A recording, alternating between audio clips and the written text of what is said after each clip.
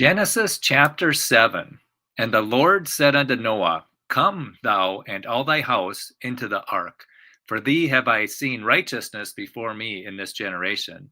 Of every clean beast thou shalt take to thee by sevens, the male and his female, and of beasts that are not clean by two, the male and his female. Of fowls also of the air by sevens, the male and the female, to keep seed alive upon the face of all the earth. For yet 7 days, and I will cause it to rain upon the earth 40 days and 40 nights, and every living substance that I have made will I destroy from off the face of the earth. And Noah did according unto all that the Lord commanded him. And Noah was 600 years old when the flood of waters was upon the earth.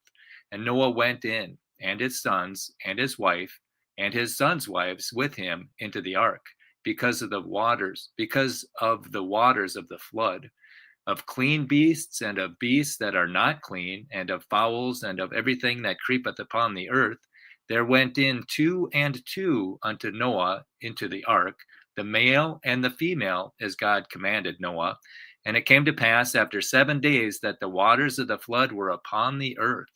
In the 600th year of Noah's life, in the second month, the 17th day of the month, the same day were all the fountains of the great deep broken up, and the windows of heaven were opened. And the rain was upon the earth 40 days and 40 nights. In the selfsame day entered Noah and Shem and Ham and Japheth, the sons of Noah, and Noah's wife, and the 3 wives of his sons with them into the ark. They and every beast after his kind, and all the cattle after their kind, and every creeping thing that creepeth upon the earth after his kind, and every fowl after his kind, every bird of every sort. And they went in unto Noah into the ark, 2 and 2 of all flesh, wherein is the breath of life. And they that went in male and female of all flesh, as God had commanded him. And the Lord shut him in. And the flood was 40 days upon the earth, and the waters increased and bare up the ark, and it was lifted up above the earth.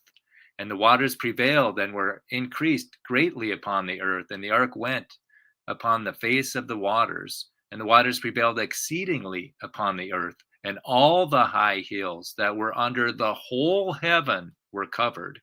15 cubits upward did the waters prevail, and the mountains were covered. And all flesh died that moved upon the earth, both fowl, and of cattle, and of beast, and of creeping thing, and of every creeping thing that creepeth upon the earth, and every man. All in whose nostrils was the breath of life, of all that was in the dry land, died.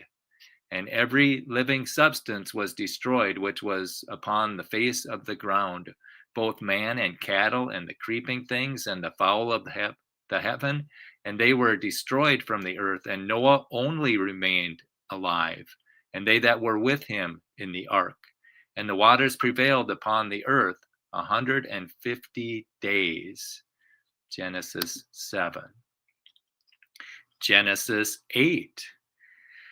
And God remembered Noah and every living thing, and all the cattle that was with him in the ark. And God made a wind to pass over the earth, and the waters assuaged. The fountains also of the deep and the windows of heaven were stopped, and the rain from heaven was restrained. And the waters returned from off the earth continually. And after the end of the 150 days, the waters were abated. The ark rested in the 7th month, on the 17th day of the month, upon the mountains of Ararat. And the waters decreased continually until the 10th month. In the 10th month, on the 1st day of the month, were the tops of the mountains seen. And it came to pass at the end of 40 days that Noah opened the window of the ark which he had made, and he sent forth a raven, which went forth to and fro until the waters were dried up from off the earth. Also he sent forth a dove from him to see if the waters were abated from off the face of the ground. But the dove found no rest for the sole of her foot, and she returned unto him into the ark, for the waters were on the face of the whole earth. Then he put forth his hand and took her and pulled her unto him into the ark. And he stayed yet another 7 days. And again he set forth the dove out of the ark.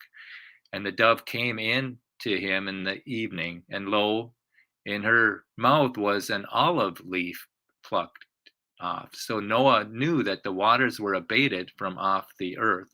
And he stayed yet another 7 days, and set forth the dove, which returned not again unto him any more.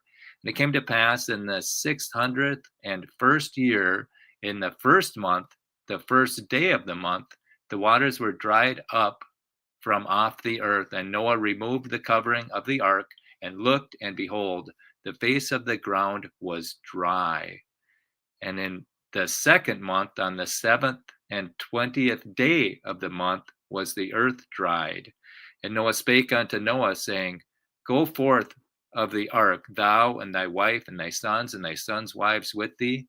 Bring forth with thee every living thing that is with thee, of all flesh, both of fowl and of cattle, and of every creeping thing that creepeth upon the earth, that they may breed abundantly in the earth, and be fruitful, and multiply upon the earth. And Noah went forth, and his sons and his wife and his sons' wives with him.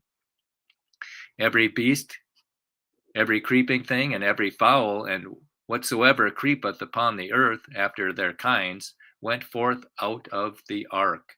And Noah builded an altar unto the Lord, and took of every clean beast and every clean fowl, and offered burnt offerings on the altar. And the Lord smelled a sweet savor, and the Lord said in his heart, I will not again curse the ground any more for man's sake. For the imagination of man's heart is evil from his youth. Neither will I again smite any more living thing. Neither will I again smite any more everything living. Neither will I again smite any more everything living as I have done. While the earth remains, seed time and harvest, and cold and heat, and summer and winter, and day and night shall not cease. This is Genesis chapter 8.